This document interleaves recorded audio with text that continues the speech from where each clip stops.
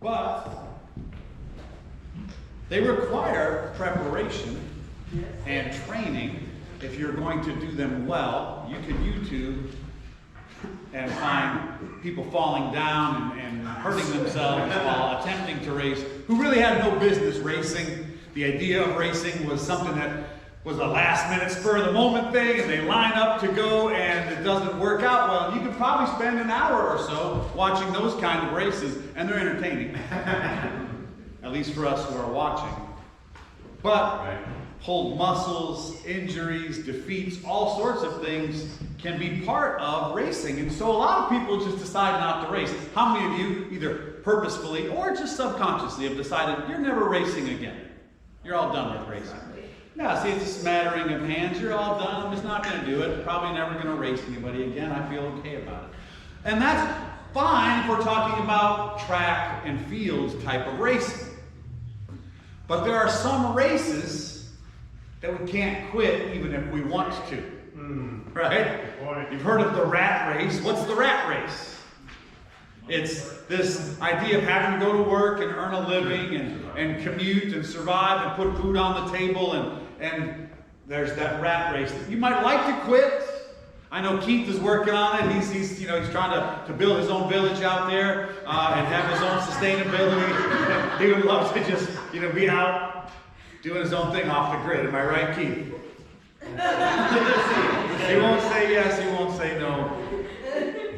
No. It wouldn't bother him. I'll say it wouldn't bother you if you were off the grid, would it? Okay. So look, there are some races that we will try to quit and not be able to. And one of those races is this spiritual journey that we're on. This part of being part of humanity, the human race, living out life before Almighty God and one another. There's going to be the need to continue this journey or this race going forward. We're going to talk about that today. Now, being a disciple of Jesus Christ, or being a Christian, is both highly rewarding and highly challenging. If any of you ever ran track and field and had some success in it, you may have been rewarded for your efforts. The dietary restrictions that you were on, the practices that you went to, the training that you endured was hard, it was challenging, but it had a reward. Maybe it was a ribbon or a medal. And the race of following Jesus or living as a Christian is similar in that it's challenging and rewarding. And it's really, I'll be honest with you, it's not suitable for those who want life to be easy and neat. Fair. Christianity just simply is not compatible with those who want life to be pretty easy and kind of neat and sort of resemble everybody else. One of the worst things you can do Tell us. when you are in the race of Christianity is start comparing yourself to the other runners. Oh, absolutely. Come on. Keep your eyes on the prize. You got that right. Right? Keep your eyes on the pace car or the finish line. Rewarding and challenging are directly related most of the time. And when we're challenged, we usually find it rewarding somehow later on or in the end. I don't know if any of you run a marathon or know any marathon runners, but I'm going to take you to a picture of my good friend George. Some of you know George. George ran a marathon like years and years and years ago, and then didn't run any marathons for a long time. And then later in life, he was just looking for some more challenges. And so he said, I'm going to get back and run marathons. And now he runs them all the time. He runs more now at age 62 than he did, any time in his 30s, 40s, and 50s. And last fall, I took these pictures because I got to be his driver. He decided to do something even more challenging. He decided he was going to run marathons on back-to-back days in 2 different cities. So he ran the Des Moines Marathon and the Kansas City Marathon on back-to-back days. Wow. And I was his driver. And we hung out, and I just kind of would go to different places along the route, snap pictures, wave and tell him to keep going. He challenges himself. George also happens to be the most personally disciplined human being that I know. Nobody in my life has as much discipline and personal focus as George does. But he's also not just incredible, he's incredibly ordinary. He's an average person. He doesn't win any of these marathons. He doesn't finish in the top 500 of any of these marathons. But he loves to push himself. He's always been that way in one area or another. And his life outside of running really backs this kind of thing up. He's endured a lot of loss in his life. He lost one of his children when she was, I believe, 8 years old. And she passed away. And then a lot of hardship endured in his family after that. Career changes, relocations, all sorts of challenges that those things brought about, that were all set off by the loss of his daughter. And then later in life, he contracted cancer and had to overcome that. And beyond cancer, had a couple of serious injuries that he sustained while either biking or running. And yet, he continues, even though he's had all that challenge in his life, he continues to pursue more challenge because he loves the process. He gets that challenging is also rewarding. He's got this wall in his house that's full of different medals like the ones here. Every time you run a marathon, you get a medal. So he's got, I don't know, dozens of these things hanging on his wall. He flew out to Paris to run a marathon. He's just doing all sorts of cool stuff later in life. Loves to challenge himself, and he reaps the rewards of that. And I think one of the great rewards is this level of personal discipline that he has, and the way he applies it to his passion for following Jesus. Now, I wanted to use George as an example because George, like I said, is ordinary. He doesn't have any superpowers. A lot of you know George. He's just a guy. There's hope in that. Because what it means is the rest of us who are just normal people can indeed challenge ourselves and be richly rewarded. The difference between successful people and others is not a lack of strength. Oftentimes it's just a lack of will. The life of Christ, who we're here to worship this morning, was challenging. And I think we could all agree that it was also very rewarding. That's the Jesus we follow.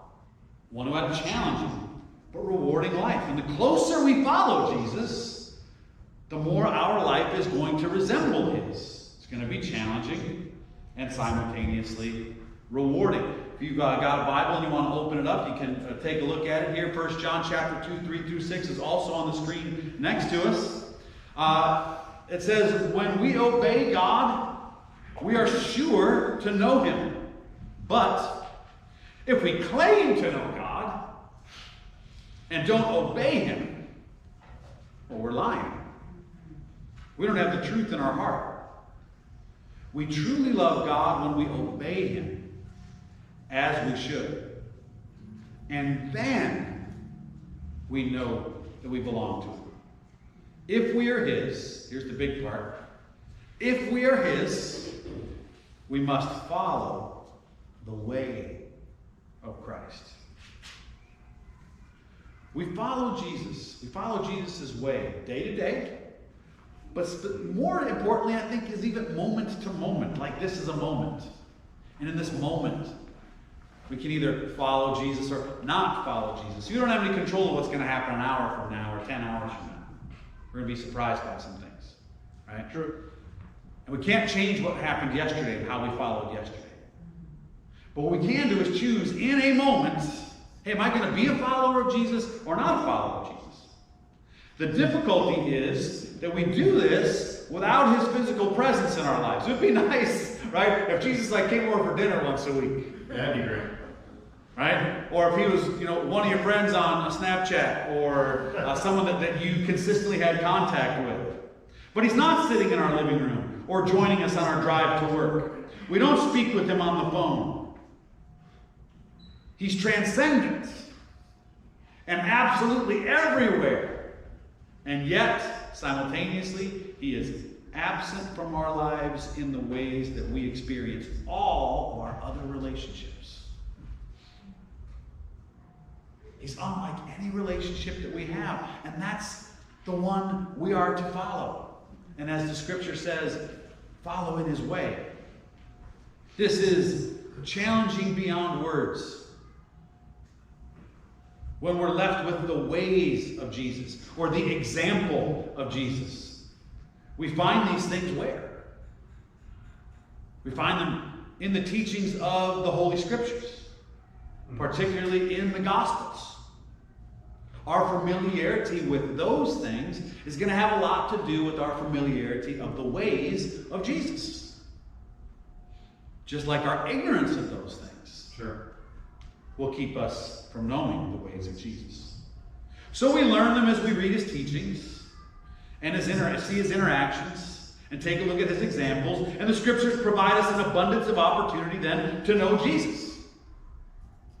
It is a uniquely different way of knowing somebody, but it isn't nothing.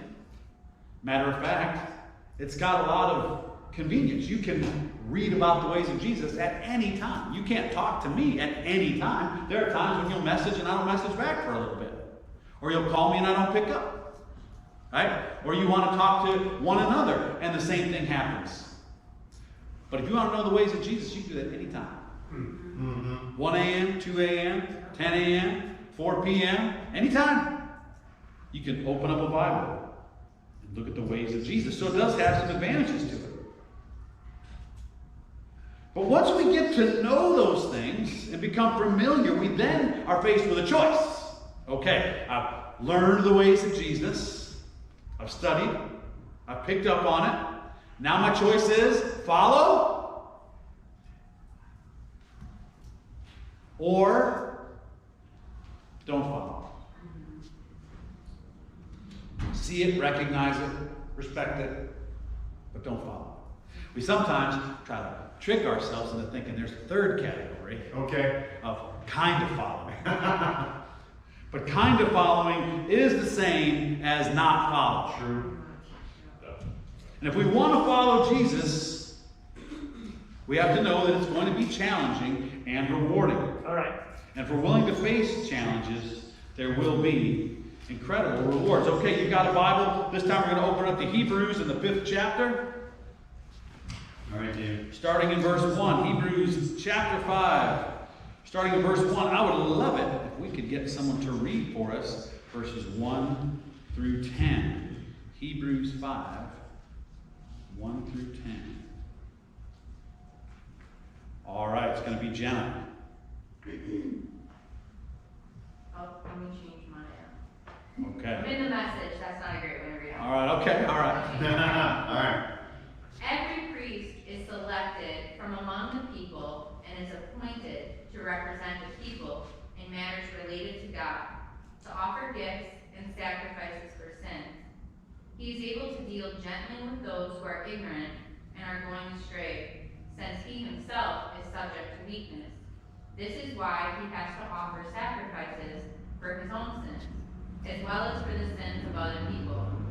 And no one takes this honor on himself, but he receives it when called by God, just as Aaron was. In the same way, Christ did not take on himself the glory of becoming high priest, but God said to him, "You are my son, today I have become your father."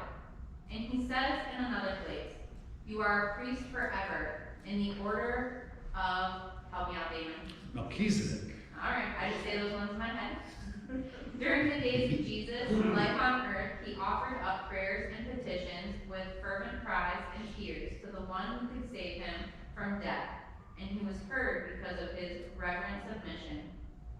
Son though he was, he learned obedience from what he suffered, and once made perfect, he became the source of eternal salvation for all who obey him, and was designated by God to be high priest in the order. Of Melchizedek. Thank you. Say it one more time for me. Melchizedek. Melchizedek. And I'm probably pronouncing it wrong. Sure, but we believe you because you're up there. Hey, this passage talks about priests and how Jesus was a kind of high priest. And what we learn here is that Jesus chose to offer sacrifices for the atonement of people, like high priests were supposed to do. But the type of sacrifice that Jesus offered was different. Different how? It was his own sacrifice. It was his own suffering. And it talks about the days of Jesus' life in verses 7 through 10, and how he offered up prayers and petitions with loud or fervent, serious cries to the one who could save him from death. We see this in Matthew chapter 26, verses 36 through 46. If you want to put that in your notes and do some reading, I would encourage it. Hey, Jesus is in the Garden of Gethsemane. I gave a rewatch yesterday to the Passion. Right? And there's a way that scene gets portrayed that's a little bit creepy and kind of powerful. It is. But loud cries and tears, because what Jesus was going through was challenging. And he didn't love it. He didn't enjoy it. In the moment, the life of Jesus called him into a direction, channeled him onto a path and a way that was hard. And he didn't think, wow, this is comfortable and convenient for me and easy, and I love it. Instead, he said, Father, if it's possible, take this cup away. Take this cup of suffering away from me. Is there a different way? Jesus is like us.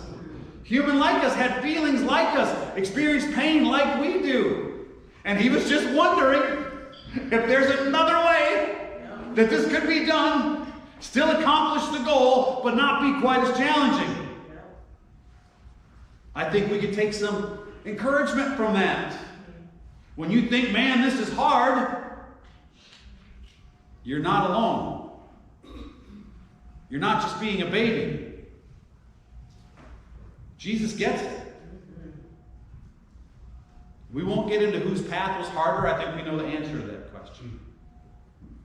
But the bottom line is, Jesus understands what it's like to come up against your limits and to be challenged beyond what you feel like you can endure.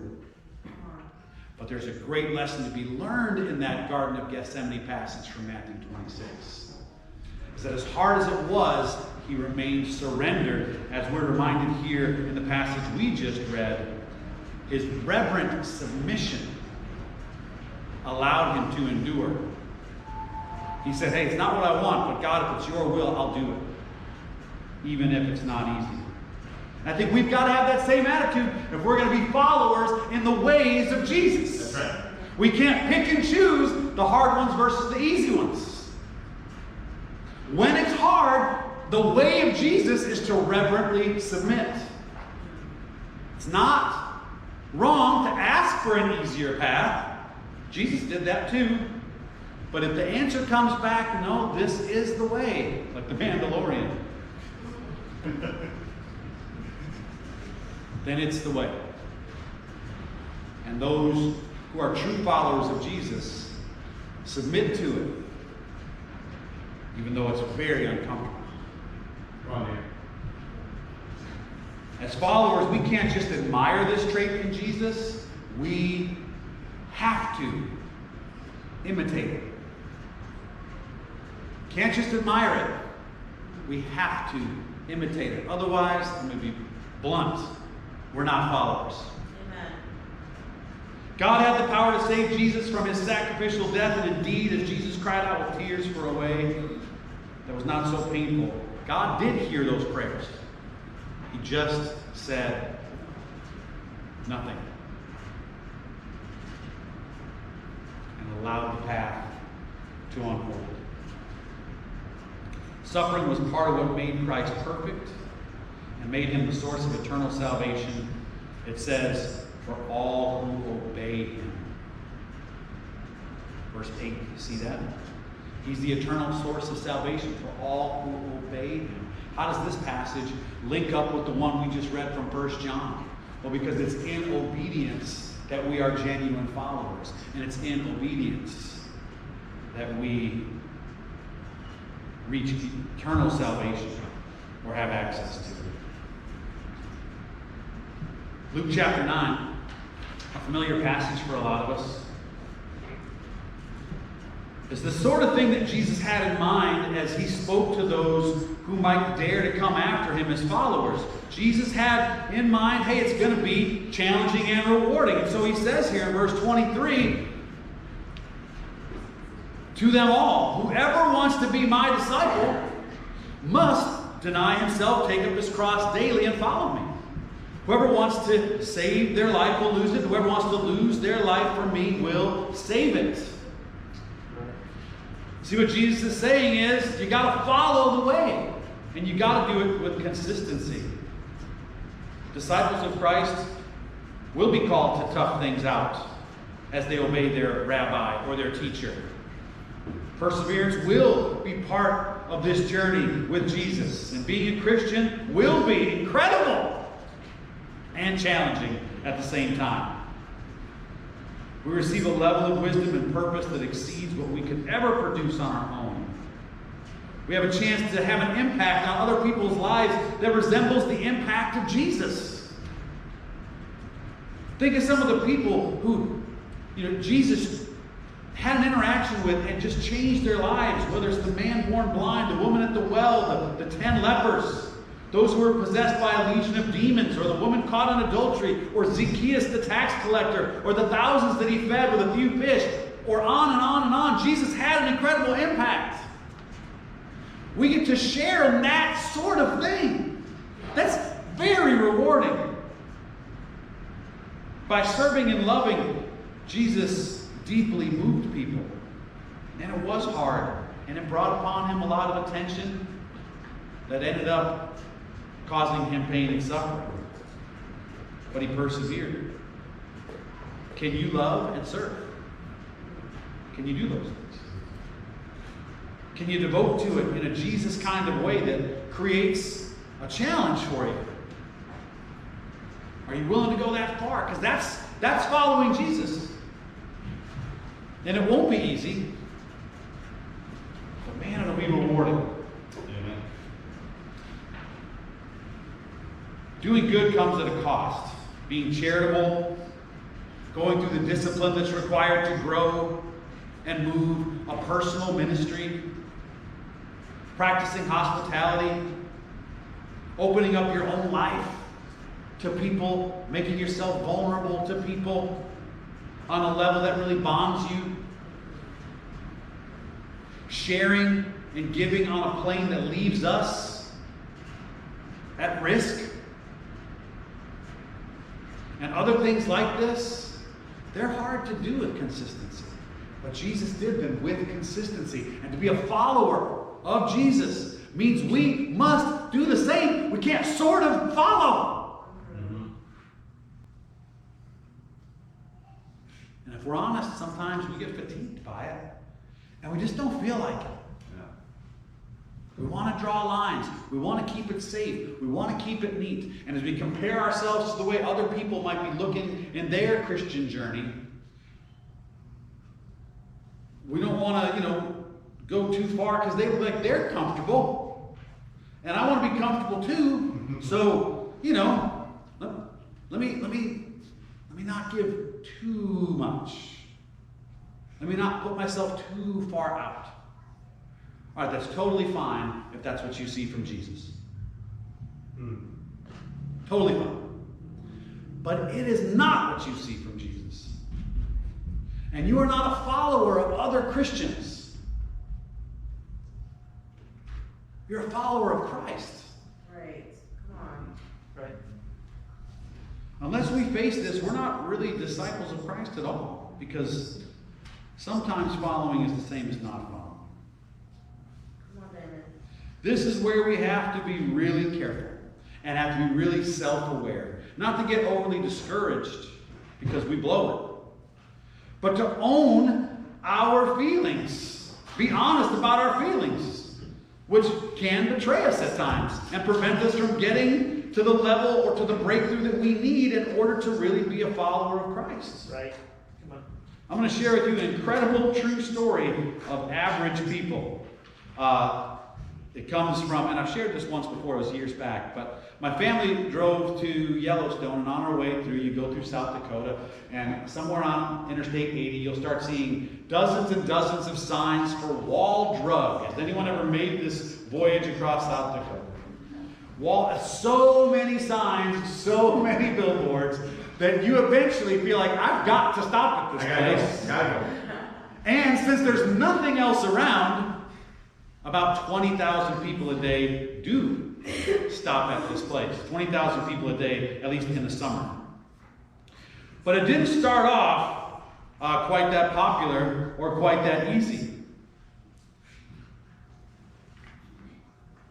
The story of Wall Drug in Wall, South Dakota is really compelling. In December of 1931, the Husted family bought the only drugstore in a small town of about 300 on the edge of the South Dakota Badlands. One thing you'll not see in this picture are trees, because there aren't any for miles and miles and miles around. They call it the Badlands for a reason. But they felt the draw from seeking God's guidance and seeing the need that existed in this uncomfortable little place. They decided to give it 5 good years of effort. So they moved in, opened the practice of being a pharmacist, made friendships, got involved in their local church. And as the summer of 1936 came around, almost 5 years later, things were not going well. Business hadn't grown much at all. I'm going to read from their perspective here. It says, our 5-year trial would be up in December. What would we do then? Along with our 9-year-old Billy, we now had a 1-month-old daughter, Mary Elizabeth. What hardships was I putting them in store for by staying in this place? So one hot day in July, a great change swept us up. It started quietly. In the deadening heat of an early afternoon, when Dorothy, my wife, said to me, you don't need me here at the store, Ted. I'm going to go put Billy and the baby down for a nap and maybe take one myself. So I minded the empty store, swatted at flies with a rolled up newspaper, and stood in the doorway. And no matter where I looked, there was no shade, because the sun was high and it was fierce. But an hour later, Dorothy came back. Was it too hot to sleep, I asked. No, she said, it wasn't the heat that kept me awake. It was the noise of the cars driving by on Route 16. Well, that's too bad, I said. No, she said. Because, it got me thinking, Ted. I think I finally see what we can get, or how we can get all those travelers to come into our store. How's that, I asked. Well, now what is it that all those travelers have in common? What is it that they need as they drive across the hot prairie? They need something to quench their thirst. They want water. They want ice-cold water. Now we've got plenty of ice and plenty of water. Why don't we put up signs along the highway telling people to come here and get free ice water? I made up a few lines and sign ideas. Let's give it a try. So the next weekend, my boy and I went out to the highway and put our signs up for free ice water. And I have to admit, I felt silly doing it. But by the time I got back to the store, people had already begun showing up for their ice water. Dorothy was running all around to keep up, and so I pitched in alongside of her. 5 glasses of ice water, please, a father called out. May I have a glass for my grandma, a boy called out. We ran through our supply of cracked ice, and I began chiseling more off of the block. Hey, this free ice water is a great idea, said a salesman. How about selling me some ice cream, too? For hours, people kept pouring in, hot and frazzled. For hours, we poured gallons of ice water, sold some ice cream cones, and gave highway directions. When the travelers started on their way again, refreshed and ready for new adventure, they gave us a hearty thanks. When the day was done, Dorothy and I were tired. We sat in front of the store, watching the sunset, feeling a cool breeze come across the prairie. And something was different. In the summer twilight, Wall looked like a radiant place. It looked like a good place to call home. Well, Ted, Dorothy said, I guess the ice water signs worked. They surely did, and we've never really been lonely for customers ever since. The next summer, we had to hire 8 girls to help us run the store. And now the store is in the hands of my son, Bill, and it draws up to 20,000 people on a good summer day. Free ice water. It brought the Husteds a long way, and it taught me my greatest lesson. And that is that there is absolutely no place on God's earth that is God-forsaken. No matter where you live, you can succeed because wherever you are, you can reach out to other people with something that they need. What an incredible story of average people who went years seemingly unsuccessful in their business venture. It took a while, but they learned to love and to serve by focusing on what they did have instead of what they did not have. On what they could provide instead of what they couldn't do. And it was incredibly challenging. But it's also incredibly rewarding. We need that spirit so badly in our fellowship here. I urge each of you to examine yourself specifically in the mission of spreading the good news of Jesus. You have something people are thirsty for. But you'll have to challenge yourself to figure out what it is. And you'll have to figure out how to give it, how to use it in a way that works. Because the alternative is to just shut down or compromise and just go sort of following Jesus. But again, that's not following at all. There aren't elements of Jesus' discipleship that we get to take a pass on. We don't get to say, well, you know what? I'll follow Jesus, but I'm not going to be forgiving to people that hurt me. That's not an option. The harder the challenge gets, the more we want to cut back or quit. But General MacArthur said things really well when he gave the following quote: age wrinkles the body, but quitting wrinkles the soul. We need to recognize something. Okay, can you do that with me? Can we be honest? Come on, David. We like things easy. And we like Jesus. At the same time, we like things easy. And we like Jesus. Yes, we do. We like him a lot. We're fascinated by him. We love him. But he is challenging. And we want to follow him. But there's that part of us that likes things easy that makes following him so hard. We just got to be honest about that. Easy and discipleship don't walk the same trail for very long. We must devote ourselves to the way of Jesus. So I just want to hit with a few things as we close. How do we do this? How do we, in a place where we both like it easy and want to follow Jesus, how do we do it? How do we make it happen? I'd suggest these 3 things. First one is don't give up. Second one is do what Jesus did. And third one is don't worry. We delve in just a little deeper on those. In Galatians, In Galatians chapter 6, verse 9, the idea of not giving up. At the proper time, the scriptures tell us there that you will reap a harvest if you don't give up. See, the only spoiler is quitting. Because it's too hard.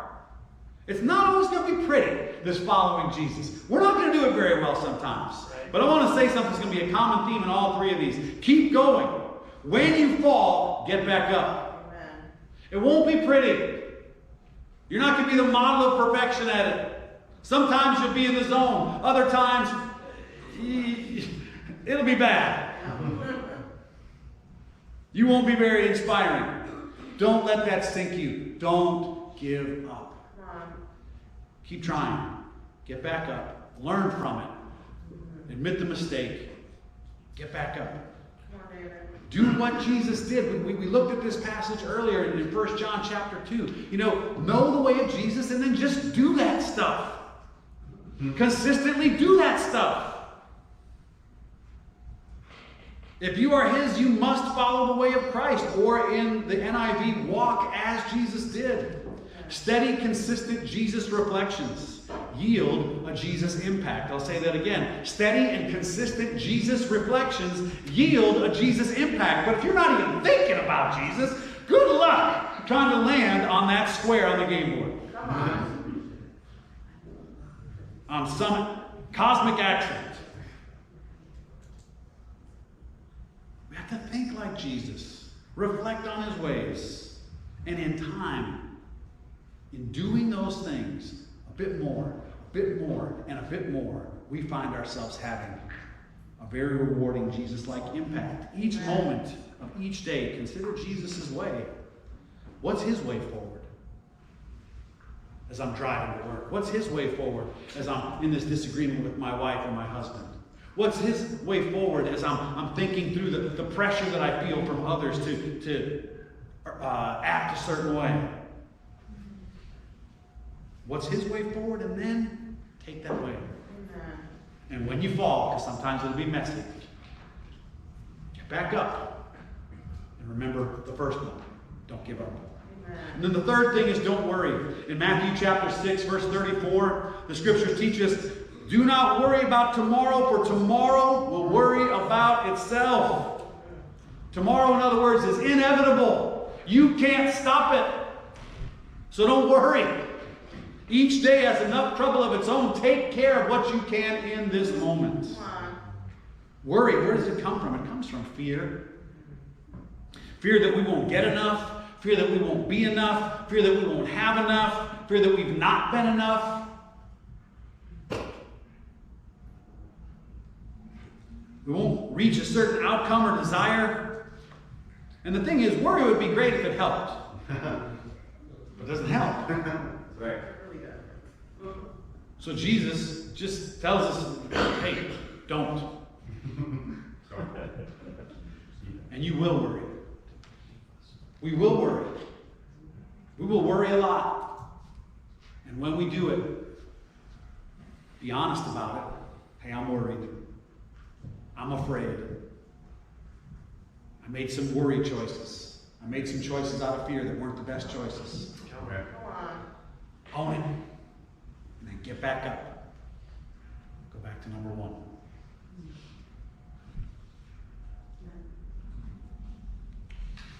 Friends, as we wrap things up, I want to read to you one passage from Hebrews 12, verses 1 through 4.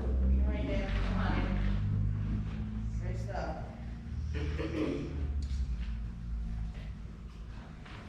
Therefore, since we are surrounded by such a great cloud of witnesses, and if you want to know what that cloud is, you have to read chapter 11. But since we're surrounded by this great cloud of witnesses, let us throw off everything that's hindering us and the sin that so easily entangles us. And let's run with perseverance the race marked out for us, fixing our eyes on Jesus, not the other runners, not our co-workers or our community, but on Jesus, the pioneer and perfecter of our faith, who for the joy set before him endured the cross, scorning its shame, and then sat down at the right hand of the throne of God. Consider him who endured such opposition from sinners, so that you will not grow weary. Because that's what happens to us. We get weary and lose heart. I would encourage you to read the rest of this on your own. It's a great chapter. It admits something. There is a struggle. And our assistance in the struggle is laid out for us. It's to fix our eyes on Jesus. Focus on who we follow. Yeah. Focus on who we follow. That's how we get through. Getting weary is something we have to face and we have to fight.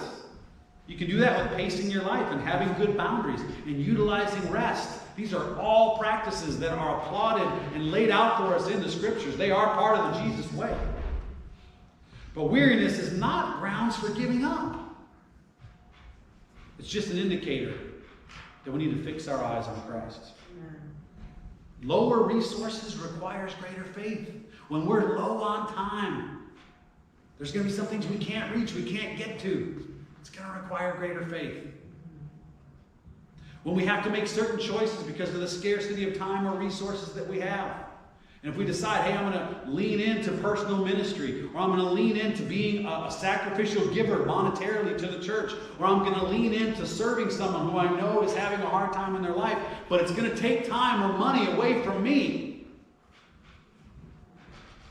That's scary. But don't worry.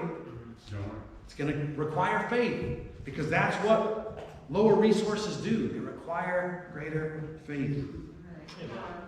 Losing heart is a real possibility. Take encouragement from knowing we're not alone. There is this great cloud of witnesses around us who've gone before us. Chief among them is our Lord Jesus, who we follow closely as we too seek to finish the race. Do something hard every day. Follow Jesus in a way that's difficult. Every day. You haven't had a good day until you've done something hard, or at least tried. And sometimes something hard is just having a quiet time.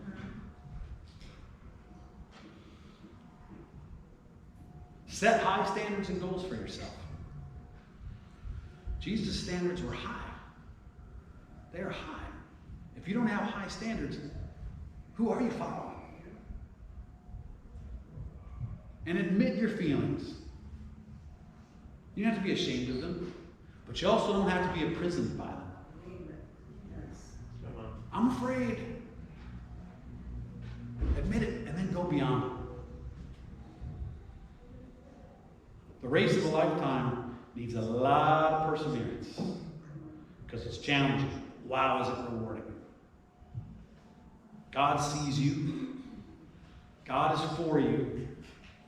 And God is with you on this race. Amen. Amen.